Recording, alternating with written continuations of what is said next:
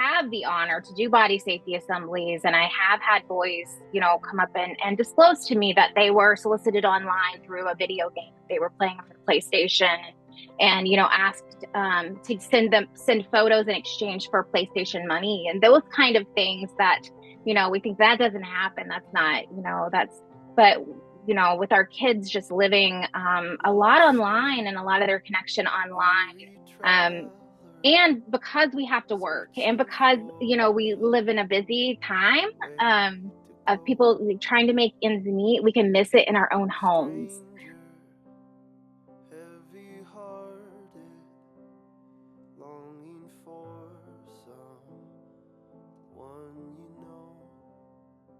I think the most common misperception or myth or misconception is that it doesn't happen here.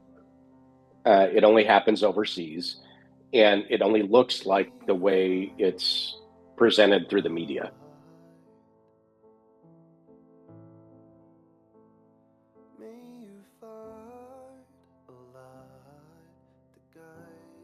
The disconnection of survivors because of that mindset of survivors or those that are victims, being able to relate, being able to, when they Google it, they don't see themselves. They're not chained up. They're not, hidden away most of the time. Some of the time maybe, but most of the time here, the reality is they are walking around in plain sight.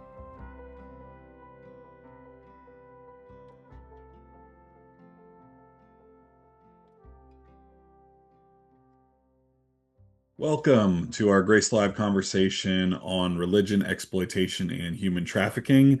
I'm your moderator for today's discussion. My name is Robert Peters, Director of Institutional Response here at Grace. Before we get into a quick intro of our esteemed panelists today, I just want to make one more plug for what was rotating through on our intro slides there, and that is the Safe Church Training Center.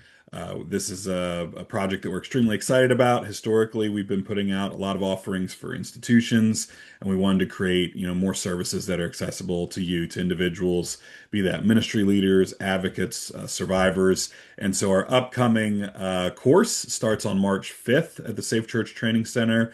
And it's a course on abuse prevention and response. You get to learn alongside Wade Mullen, Mike Sloan, an interactive course that's once a week on Thursday nights. So a great chance to connect and learn in this space. And we encourage you to check out our website for more information about that. Well, let's go ahead and dive in. I am excited to have two incredible panelists today. And the first of these is Angie Conn. Welcome, Angie. Angie has long been a friend and, dare I say, co-belligerent in the anti-trafficking, anti-exploitation space. Was privileged to meet Angie, I believe initially through the West Virginia Human Trafficking Task Force, and then we've worked together. Angie's done a great deal of body safety, online safety, human trafficking education throughout West Virginia with the SHIELD Task Force. She is the founder of She Who Dares Consulting, LLC, and is a prolific trainer at the national level, does a ton of important work in this space as a survivor advocate. I'd also like to welcome Doug Gilmer. Doug Gilmer, I think we can also say friend and co-belligerent for you as well. Doug is the 2025 recipient of the Wilberforce Lifetime Achievement Award. He is a 35-year law enforcement veteran who worked with Homeland Security investigations, was a senior law enforcement advisor at the Center for Countering Human Trafficking, and today is the founder and president of Resolve Strategies, LLC, that assists law enforcement, NGOs, and others to counter exploitation and crime. So a multidisciplinary panel, and adding to that, we have our own Hannah Fordyce, a development manager here at Grace, who's also intersected in the space. And so we have we have a full panel, maybe not the full multidisciplinary team, but a pretty good start of one, which is part of our efforts at Grace, approach these issues from a multidisciplinary approach. Let's go ahead and dive in. Human Trafficking Awareness Month has ended, but thank you all for continuing to care about human trafficking and invest in your understanding of it. Let's go ahead and float this to our panelists, and I think I'll kick this one to you first, Doug. What's the most common misconception that people have about where and how human trafficking happens in the year 2026? Well, I think the most common misperception or myth or misconception is that it doesn't happen here. It only happens overseas, and it only looks like the way it's presented through the media. And all of those things are false. Absolutely. Yeah, Angie, what would you add to that? Yeah, I would just echo what Doug said. I think we are living, and maybe it's because when we keep our heads in the sand and just, give to something that's over there, it makes us, kind of feel safer, I think sometimes. But the myth of that it doesn't happen here, not in my town, not in my community, not in my state, and then just the disconnection of survivors because of that mindset of survivors or those that are victims being able to relate, being able to, when they Google it, they don't see themselves, they're not chained up, they're not hidden away most of the time. Some of the time maybe, but most of the time here the reality is they are walking around in plain sight. Absolutely. Doug, can you speak? I know you've worked a lot at the intersection of trafficking and technology. Can you speak to what we see, sort of the role of technology and social media in trafficking? Oh yeah, I mean, so much of trafficking and exploitation in general today is being facilitated online, because it provides an environment which people can kind of hide a little bit behind anonymity, um, and for those that are looking to exploit other people, um, technology just gives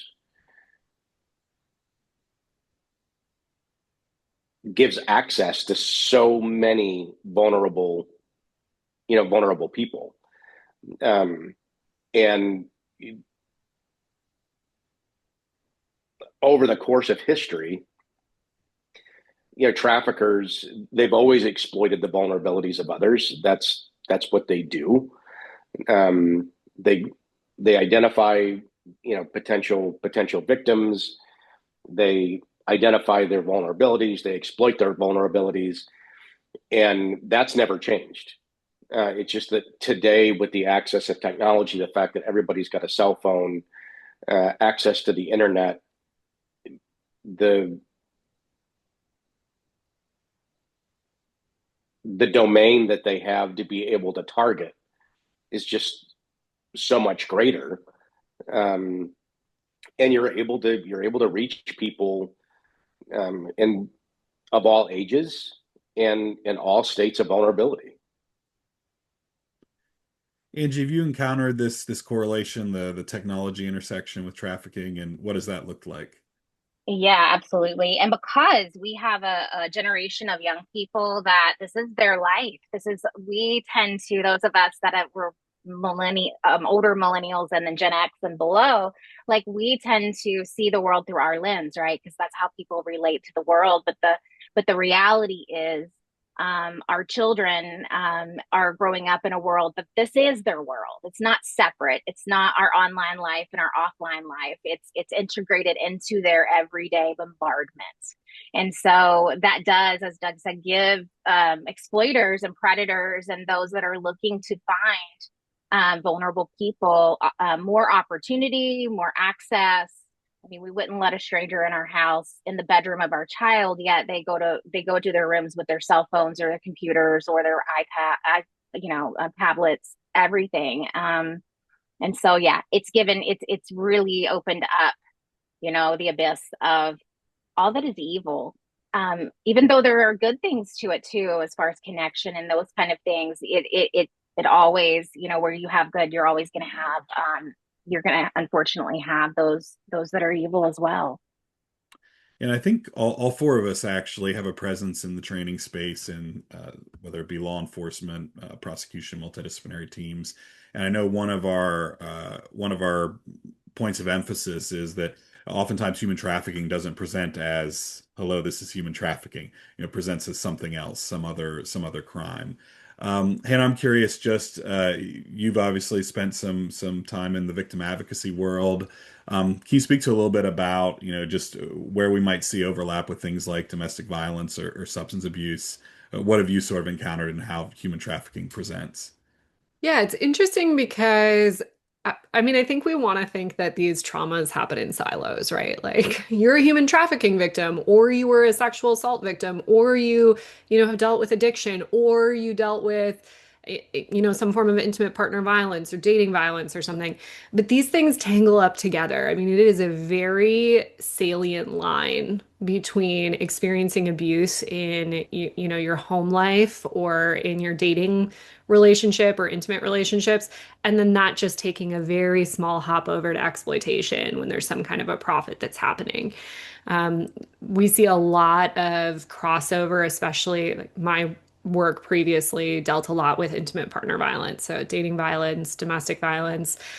And we saw a lot of overlap either with individuals who were specifically looking to traffic that would use the vulnerability of someone growing up in a home with abuse, of someone looking for love or for stability or to feel wanted or looking for an escape out of their home life. And they approach them as a romantic partner. And that's the avenue in. And once they have that access, that's when it crosses over eventually into trafficking.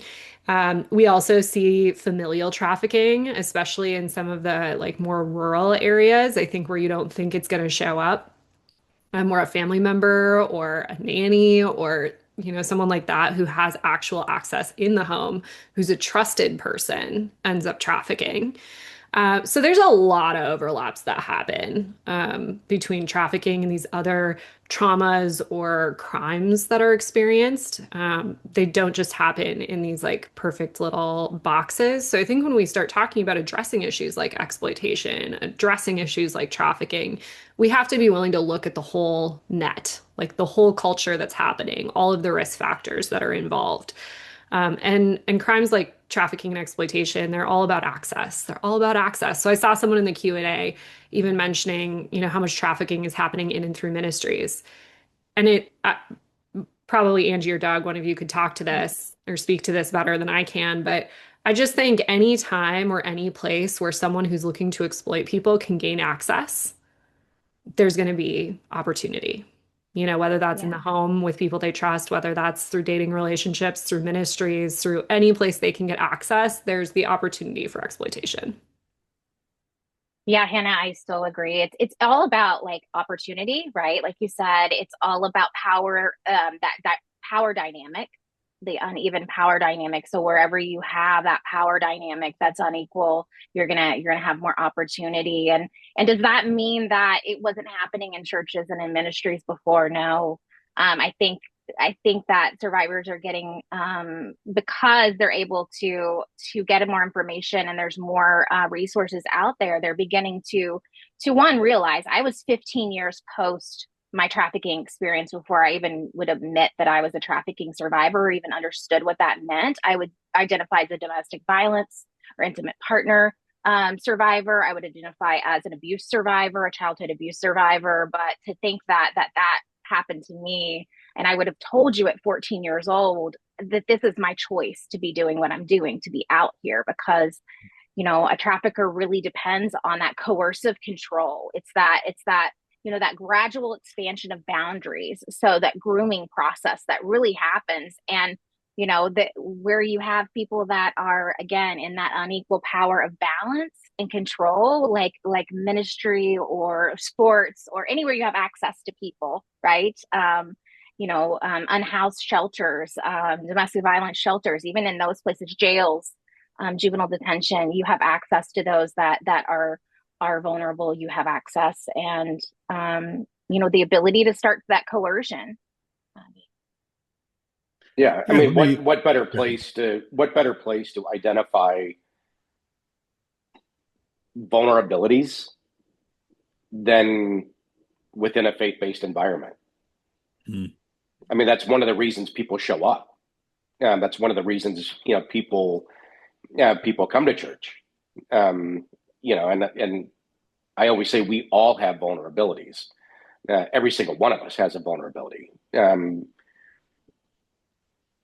we can manage them. Some manage them better than others, but you place a person, in that situation where they're sharing about those vulnerabilities, and there's a person there that is willing to prey upon those vulnerabilities, and it's very easy to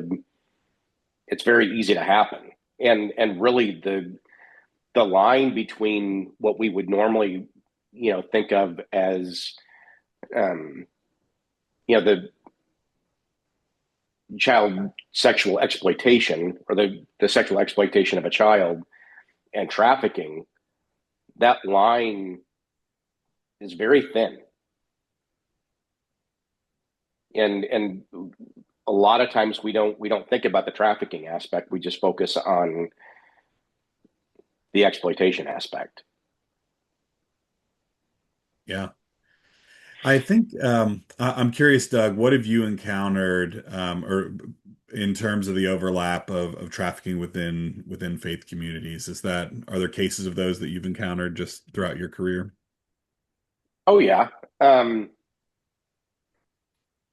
mean, I would say that I have encountered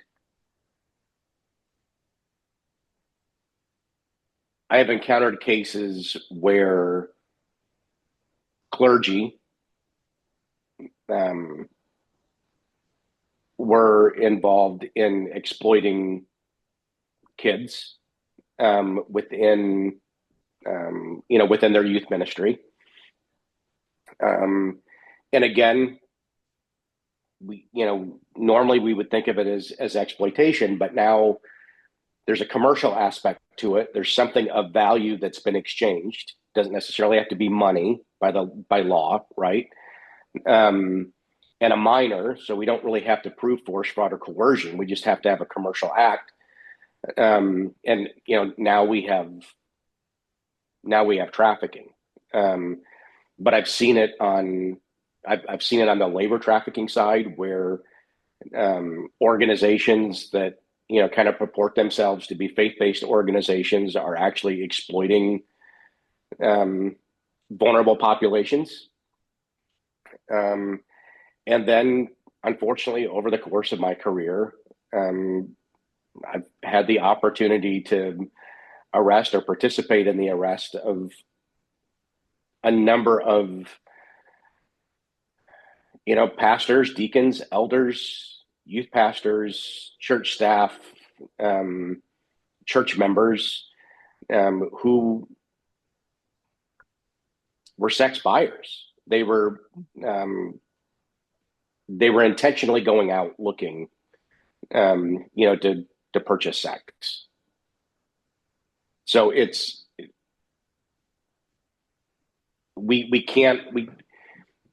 we're doing a disservice if we say that it's not, if there's no correlation or no relationship to the church, or it's not happening within the walls of our church, because it certainly is.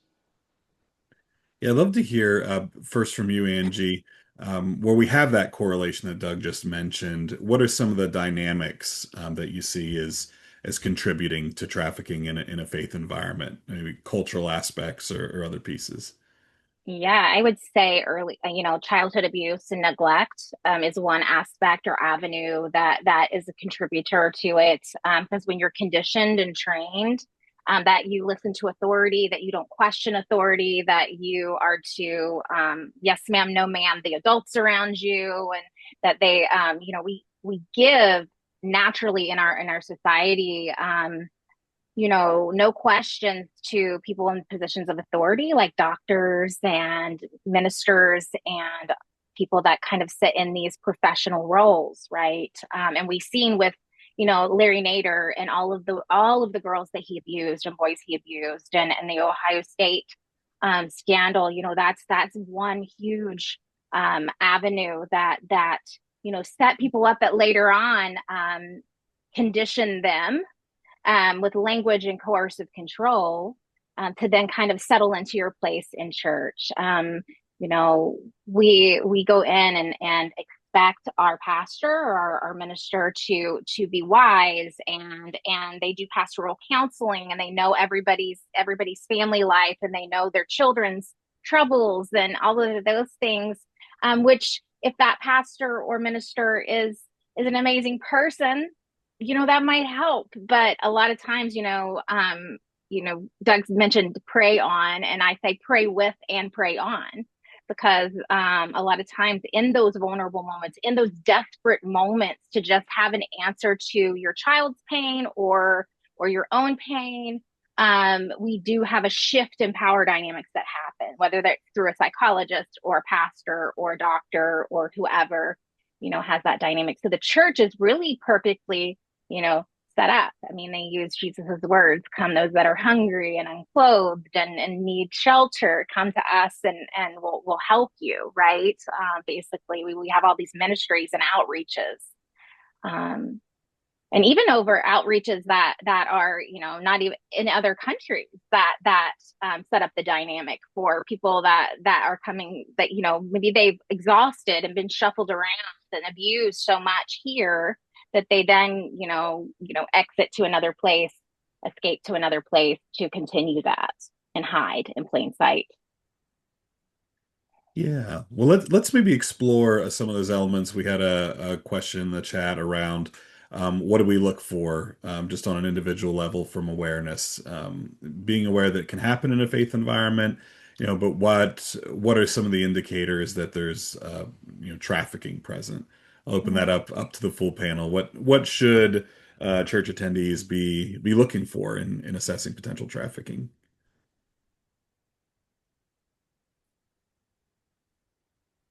Well, that's always a tough question, because it seldom ever looks the same from case to case. And we get so focused on, because of the media portrayals, because of the myths, that kind of thing, and just largely due to a lack of education, we get focused on looking for all of the wrong things. And when we're looking for all of the wrong things, we don't see the right things, if that makes sense. I think the first thing people need to do is get educated, like learn what trafficking is, right? So trafficking is, in a nutshell, it's compelling another person through force, fraud, or coercion, or the threat of force, fraud, or coercion, to engage in commercial sex acts or to provide some type of labor or service. And if that person, and this is the federal definition, or if that person has not yet reached the age of 18, right? So if they're a minor, federally defined as a minor is not allowed. A minor cannot legally consent to a commercial sex act. So, and in that case, we don't have to prove force, fraud, or coercion. So basically, it's compelling another person, force, fraud, or coercion, unless that person is a minor, and then it's kind of no holds barred at that point because they can't consent. And again, that's sex, and that's labor trafficking. Trafficking it's a crime of exploitation. It's not a crime of transportation. So we conflate those terms, and we think it's people coming across the border, and that's not trafficking. That might be smuggling, human smuggling, but that's not necessarily human trafficking. So again, it's a crime of exploitation. And I think, and then there's the whole conflation too between human trafficking and prostitution, or sex work, right? And I differentiate those two things in that prostitution, by definition, is a crime of choice. Although it's a choice for those who often have the fewest choices. And that's kind of how I quantify that. Because nobody wakes up and says that one day, I want to do this. Like I want to sell myself. That's nobody's dream.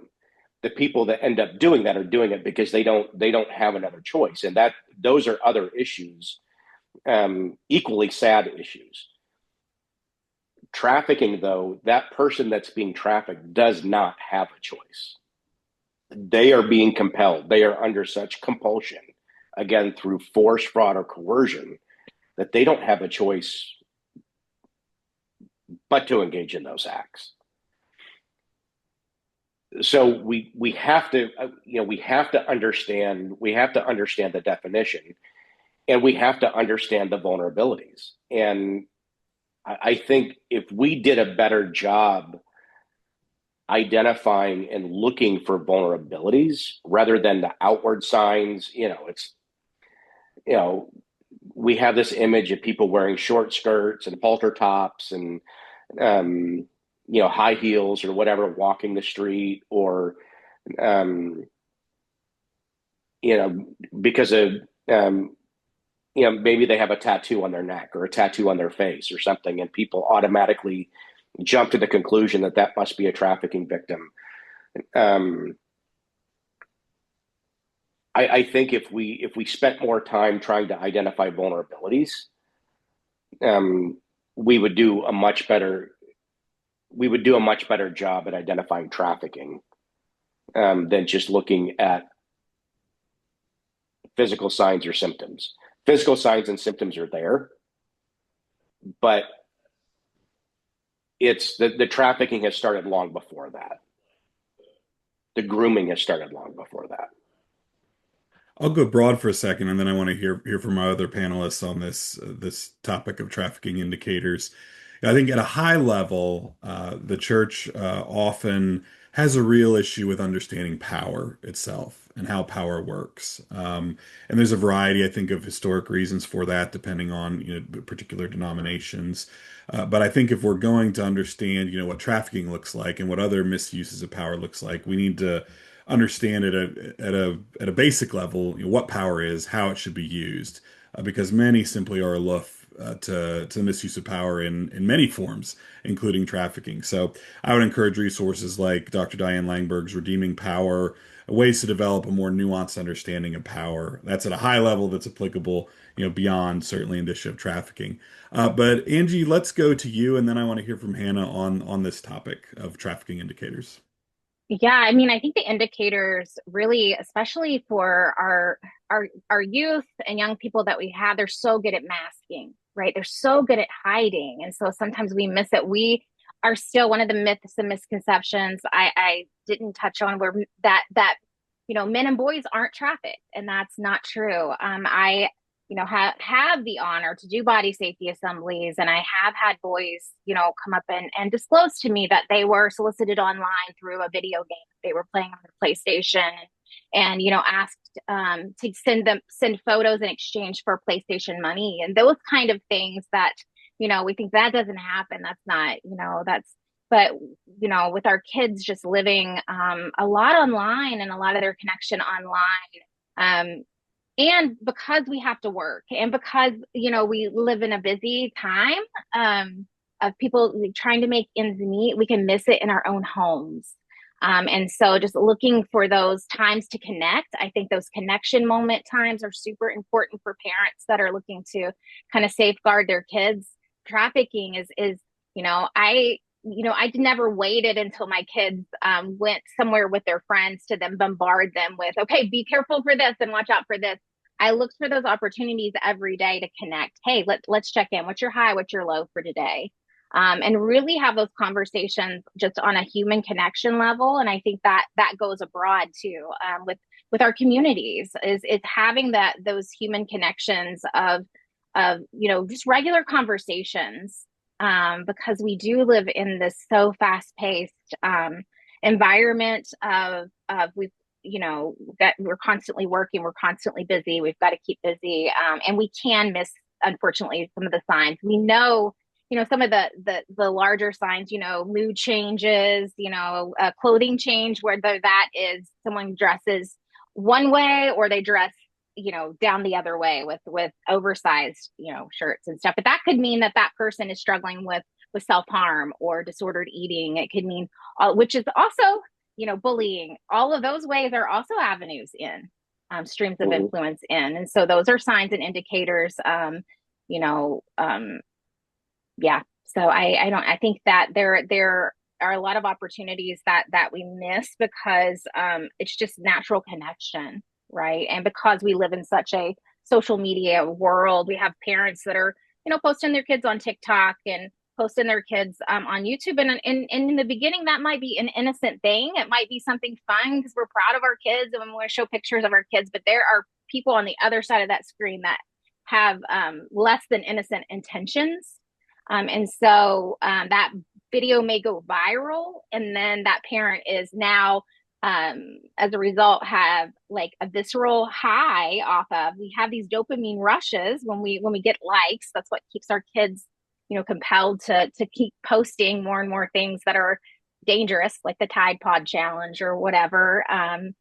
But we get these dopamine rushes that then compel us to, post something else and post something else. And those innocent photos or videos, when they're not in such innocent hands, once we release those online, can lead to online exploitation as well. So. Yeah, absolutely. Hannah, anything to add to this discussion on the indicators?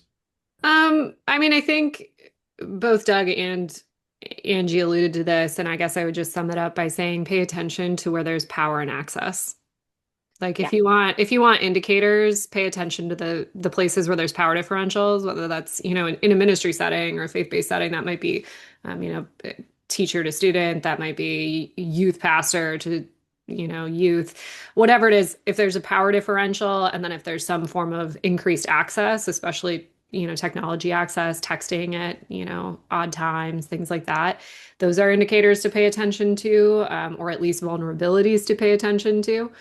And then Angie, like you said, I think one of the biggest safeguarding things you can do as an adult in these settings is have conversations proactively with your children. And one of the greatest vulnerabilities, tying back earlier to our conversation about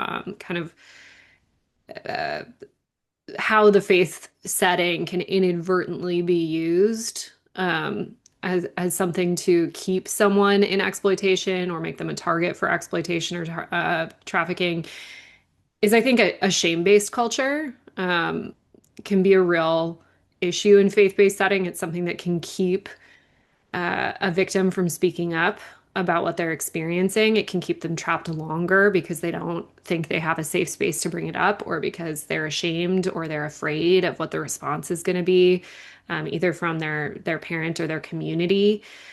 So I think opening that door and making these conversations part of our regular liturgical life, where we're talking about these issues, we recognize they're happening. We recognize that, they're not just out there, or they're not, a kidnapping, that we're making them a normalized piece of our conversation, so that when something does happen, when those early indicators or grooming behaviors start showing up, we can catch it before it goes further. Yeah, the shame piece is so critical. I remember even in prosecution of children disclosing, in the context of a forensic interview, that they quote unquote had sex, because that was their framework, right? That their framework was, I committed immorality, I did this sin, and not even having sort of a framework or a radar for, actually, no, this was sexual assault. Actually, this was child sex trafficking. And within the particular, incidents I'm thinking of, that was leveraged against them. That like, oh, you're sinning by engaging with this, or by, quote unquote, seducing this leader, even though these are, clearly criminal aspects. And so you see just the impact of shame. There are extreme examples of this as well. One thing that many are not aware of, that does have some overlap with human trafficking in the United States, is the issue of FGM, or female genital mutilation. This is something that is not often talked about for a variety of reasons. It's one of those things we'd rather, push to the back of our minds, not think about. But there absolutely is female genital mutilation here in the United States. There's cases that I've directly seen, involving female genital mutilation. And oftentimes there, we think of it as something that's happening in migrant communities, and certainly that may be the case, where it's, a cultural heritage that nonetheless inflicts great harm. But that's not always the case. And there's certainly incidents where, female genital mutilation has happened, including in evangelical spaces. And there's certainly cases where there's that overlap with trafficking as well. Well, we've talked a lot about how, there can be these risk factors and vulnerabilities in faith settings, including where faith itself can be leveraged to coerce and to exploit as part of trafficking. I'd like to flip it for a second. We know that faith can also be an incredible tool for resilience, an incredible source of resilience and of healing. So let's maybe start with you, Hannah. Let's go reverse order and talk about that. What jumps out to you when you think of the positive ways that faith can intersect in the context of trafficking? Oh man. There's some really great ways. And the one that comes to mind for me that can be really helpful is that and I feel like I talk about this ad nauseum if you've heard me on our podcast ever or any of our other Grace Lives, but Shameless plug, the Grace Awakening yeah, podcast. listen to the podcast. But I think just the power of community as a healing modality, so many of these traumas, exploitation, trafficking, abuse, isolation, and shame are like the main tools they use to keep you trapped there. You believe you have no other recourse but to keep going, or you believe that no one else is going to understand. Or, when we look at some of the relationships that happen where it comes out of a dating relationship or a family relationship, you maybe believe those are the only people who love you because that's what they're telling you. Or maybe this is what love looks like. Those types of lies, I think faith communities have the opportunity to directly provide an opposite healthy response to that, to say, like, you do belong here, you are worthy. A lot of the lies that abuse throws at you about shame, your lack of worth or value, these types of things, like faith can directly combat that. Scripture can directly combat that you're especially when we're looking at, trafficking or exploitation, where we're looking at your value as being a commodity, right? Like you physically are a commodity, saying like your value is not tied to this particular output. Your value is not tied to your sexuality. Your value is not tied to, whatever it may be, X, Y, or Z. And so I think there is an opportunity there that we have to intersect the lies through scripture, through truth, through good theological engagement, to help answer some of these deep spiritual questions or harms that may happen when they're done well. Key point there being well, because scripture can also be used as a tool of coercion, a tool of manipulation when mishandled. And I also just think having a community that can embrace you, that can love you, that can show you what healthy relationship looks like, that can rebuild a network of support and care long term, that's huge. So I think those are two really practical ways that the church, faith communities can really come around survivors in a unique way.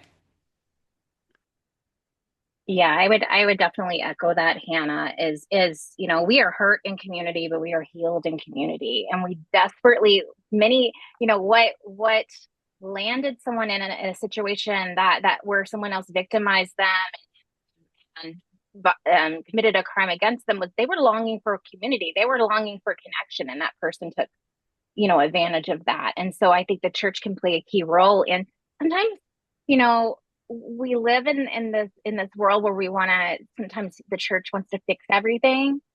And sometimes I really honestly, what I've seen is, the most healing happen when we lean in and listen, when we seek to understand rather than to be understood as a church per se, because a lot of people just need to feel listened to and validated and not fixed right away, so giving that space for them to breathe for them to come up for air and just sit for a while and rest before jumping to like, hey, let's do this and let's get you in this and let's get you started on this. And also, the church, has the opportunity, really to look inward and work on healing our own hearts, because there's a lot of wounded people in leadership roles in churches that are in need of healing. And I do want to just briefly, The Wild Edge of Sorrow by Francis Weller sums it up for us as a church. The healing time. Finally, on my way to say yes, I bump into all the places where I said no to my life, to the untended wounds, to the red and purple scars, to those hieroglyphs of pain and carved into my skin and bones, those coded messages that send me down the wrong street again and again, where I find them, the old wounds, the old misdirections. I lift them one by one close to my heart and I say, holy, holy. And so the church can really just, I can't take people further than I've been. And as someone that works with those that are seeking to not just survive, because the dozens of people that I work with have survived. I want to see people thrive.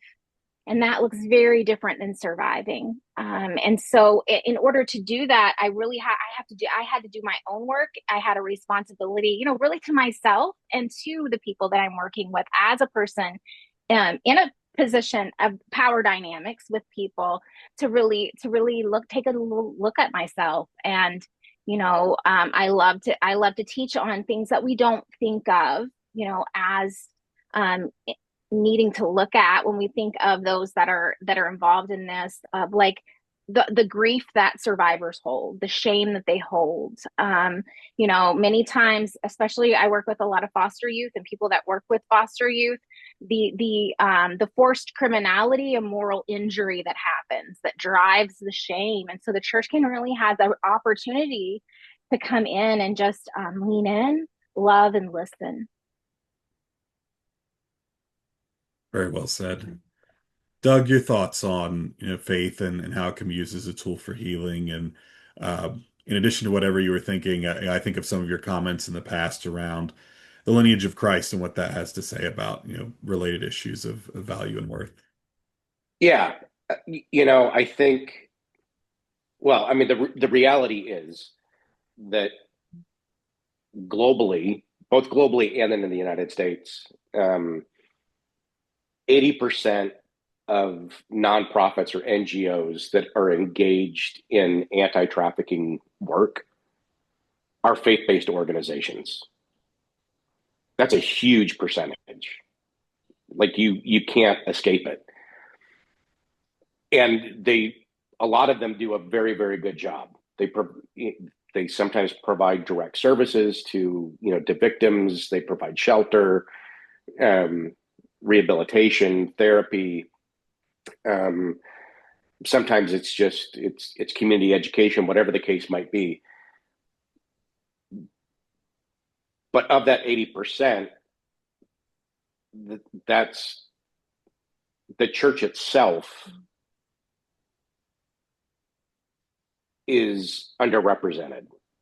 These are parachurch organizations, right? These are the organizations that the church supports to go do the work, rather than necessarily doing it themselves. But and as good of a job as the parachurch organizations do, it is still the church that is God's tool for community. To go back to Angie and Hannah. And when you look at the true definition of what the church is, or the definition of a local church, it has community running through that definition. But you're never going to have true community without trust, without vulnerability, and especially without grace. And I think that's sometimes where the church kind of falls flat, especially on these issues that are especially difficult to talk about, because we're afraid to offend people, or they're just uncomfortable conversations, or They're conversations that we shouldn't be having in the church. We don't want to mention sex. We don't want to admit that we could have a problem, within the church. And so and then we kind of conflate, the morality issue in with this. And it's not just a moral issue. But when we begin doing that, we really, I think, traditionally have seen a reluctance oftentimes for the church to extend grace to those who have been exploited because they're different, whatever the case might be, right? Because of their past. To your point,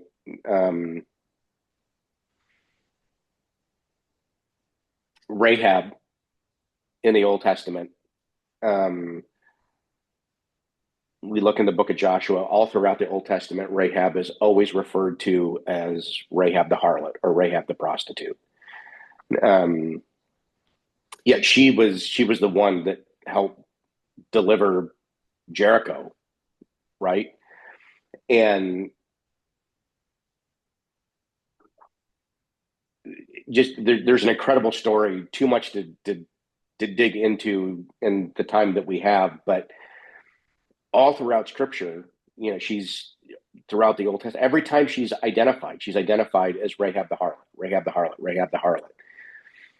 And then what I believe is the most perfect picture of grace in all of Scripture is found in Matthew chapter 1, verse 5, where it says, "And Salmon begat Boaz, whose mother was Rahab," period. She's no longer Rahab the harlot. She's just Rahab, the mother of Boaz, the kinsman redeemer, a theophany, an Old Testament picture of a New Testament Christ, the great-great-grandmother of David, in the direct lineage of Christ, the great-great-great-great-grandmother of our Savior. And if that is not grace, if that is not God's extension of grace, then I don't know what is. The problem is, I think, oftentimes there are those, not everywhere, and I don't want to make a general statement, but I have often seen ministry leaders in churches treat God's grace as if it's their own to give. And it's not.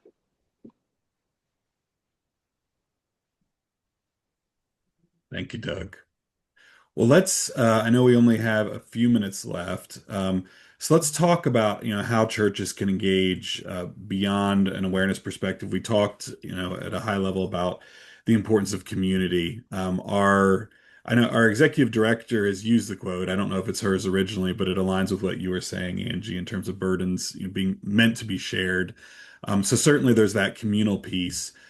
Let's talk a little bit about, and I'll go to you on this, Hannah, what we see, where we see the role of the church as it relates to trafficking versus, say, the role of law enforcement, NGOs, and others.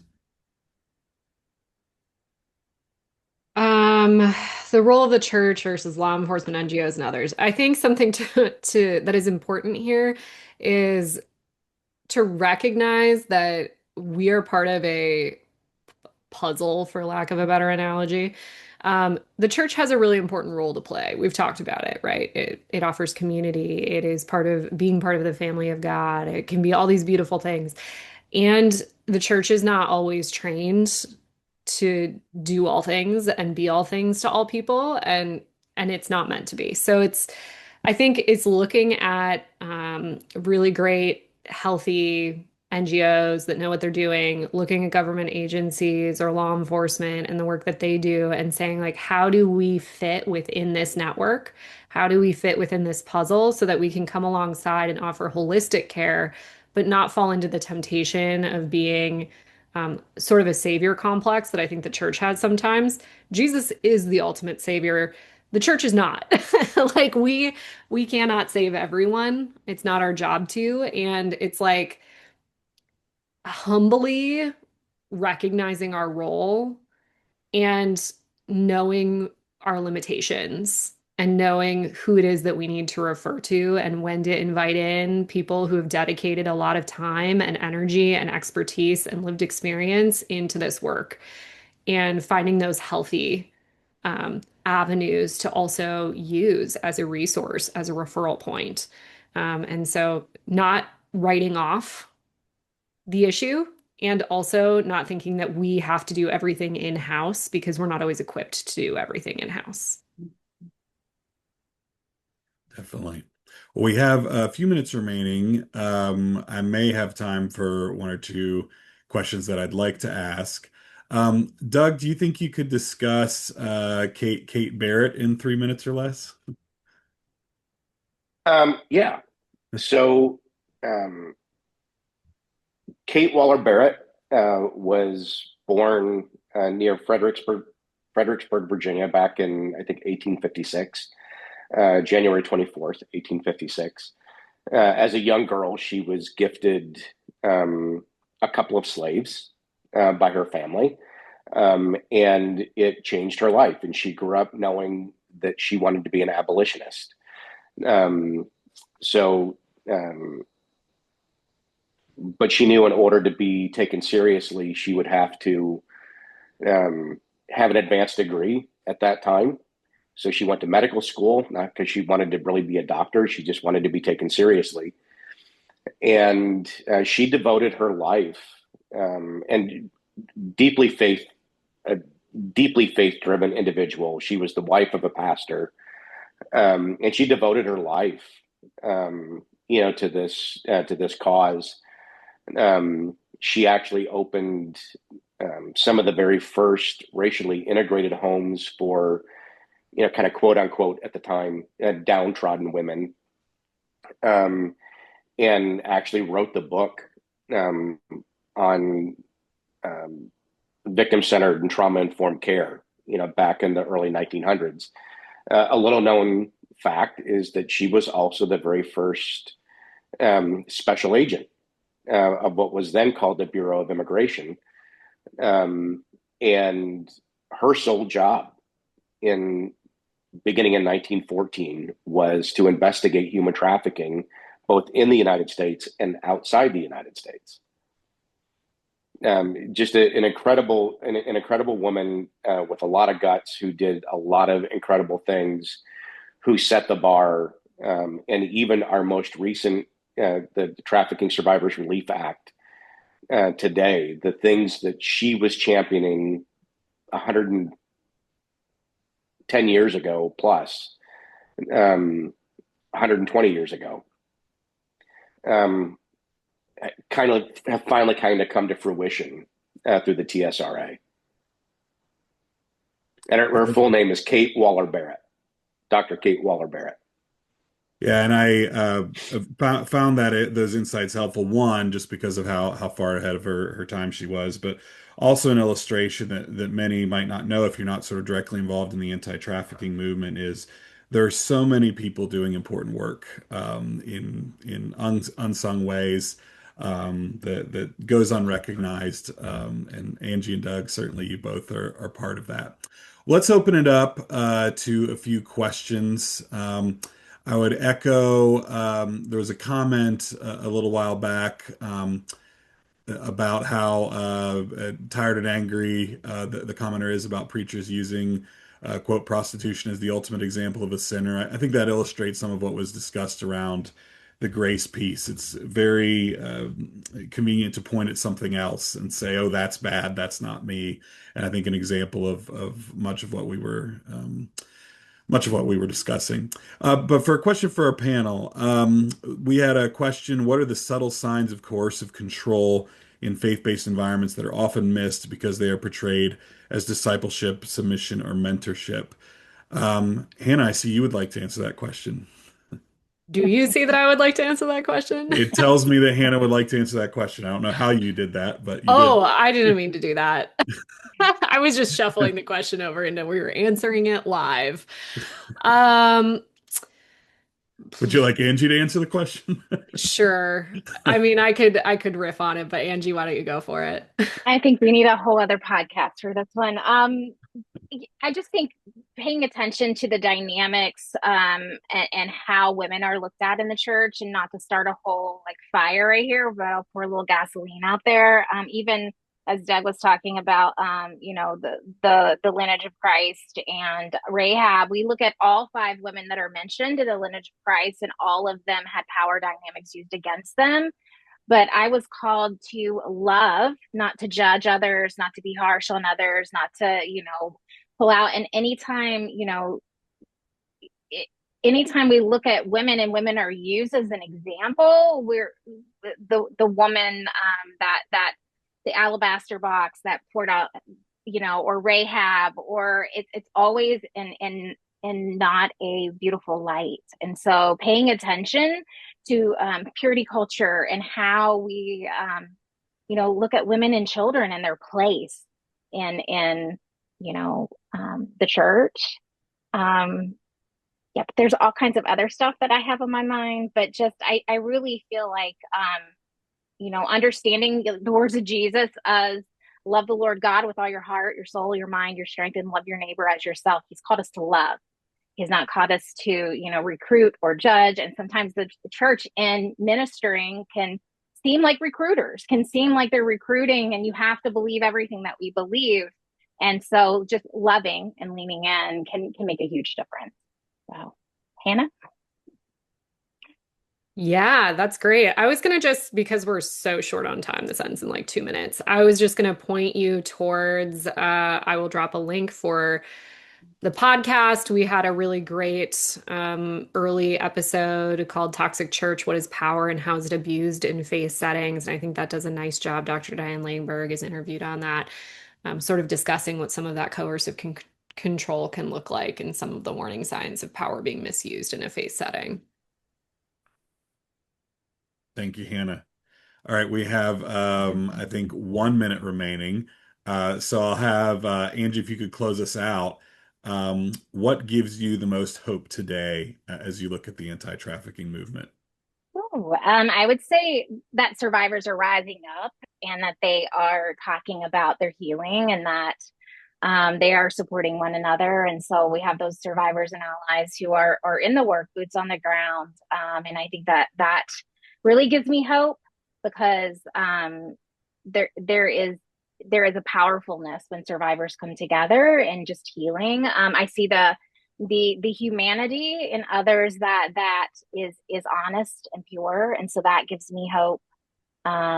Yeah, and just all of the people that show up that I work with on a daily basis, social workers and medical professionals and law enforcement, and those that are really seeking pastors and really seeking to educate themselves about all of this and how they can lean in instead of lean over people. Very well said, as usual. Well, thank you all for attending. One last shameless plug: check out the Safe Church Training Center that was just recently launched, and sign up. Would love to see you there and connect. And also, if this type of information is helpful, we'd encourage you to donate at netgrace.org to continue to support this work.